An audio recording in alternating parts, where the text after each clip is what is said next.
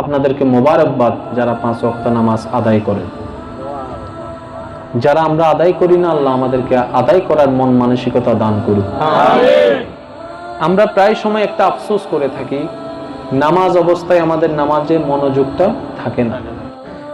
নামাজ যখন আমরা আদায় করতে দাঁড়াই তখন আমাদের মনোযোগটা অন্যদিকে চলে যায়।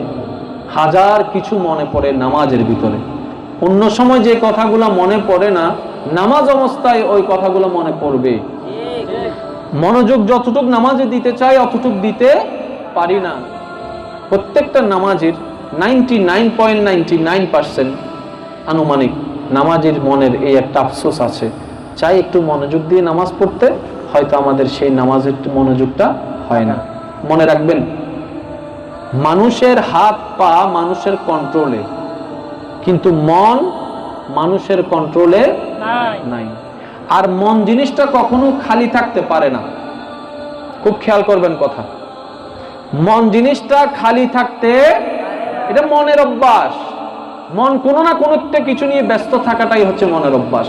এখন আপনি যখন ব্যবসার কাজে থাকেন, মনোযোগ ব্যবসার দিকে, তখন অন্য কিছু চিন্তা মাথায় আসে না, মনে আসে না। আপনি যখন চাকরিতে করেন, কম্পিউটারের সামনে বসেন, তখন আপনার মনোযোগ কম্পিউটারের দিকে, তখন অন্য কোনো কিছু আর আসে না। কিন্তু নামাজে গেলে কেন আসে জানেন? কারণ আপনি যখন নামাজে চলে যান তখন আপনি ওই দুনিয়ার ব্যস্ততা থেকে নিজের মনকে আলাদা করে ফেলেন, হালকা করে ফেলেন। তখন যখন আপনি নামাজে দাঁড়ান, মন বারবার বলে, কই আমি তো ব্যস্ত থাকা ছাড়া তো আমি স্বস্তি পাই না। তখন সে সারা দুনিয়ার কথা চিন্তা করে। হ্যাঁ, এটার ভিতরেও শয়তানের একটা ওয়াসওয়াসা আছে। কারণ বান্দা যখন নামাজে দাঁড়ায়, হাদিসের ভাষায় বান্দা তখন আল্লাহর রহমতের অনেক কাছে চলে যায়। আর বান্দার সেই কাছে যাওয়াটা শয়তানের পছন্দ হয় না। সেজন্য বান্দাকে নামাজের ভিতরে বিভিন্ন রকমের কথা মনে করে দিয়ে মনোযোগ নষ্ট করে দেওয়ার চেষ্টা করে।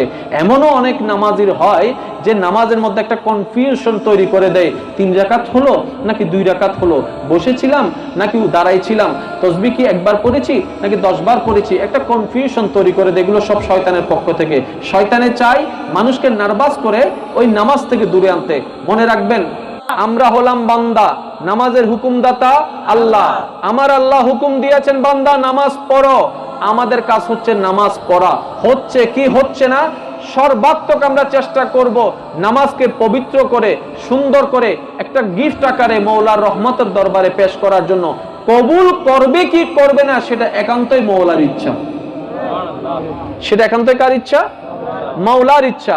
আমাদের পক্ষ থেকে যতটুক করার, যতটুক সেভে থাকার, যতটুক মনোযোগী হওয়ার, আমরা আমাদের পক্ষ থেকে সর্বাত্মক চেষ্টা করব। আমরা নামাজ আদায় করব। যতই শয়তান আমাদেরকে মনে করায় দেখ, যাই কিছুই মনে করায় দেখ, আমরা নামাজ বাদ দিব না, আমরা আমাদেরটা আদায় করব। এরপরে মওলার দরবারে যখন আমাদের নামাজকে পেশ করব, আমার মওলা চাইলে কবুল করবে, মওলা চাইলে কবুল করবে না। এটা একান্তই মওলার বিষয়। আমরা বান্দা, আমরা শুধু এতটুকু হক আদায় করব। আল্লাহ আমাদের সবাইকে 5 ওয়াক্ত নামাজ আদায় করার তৌফিক দান করুন।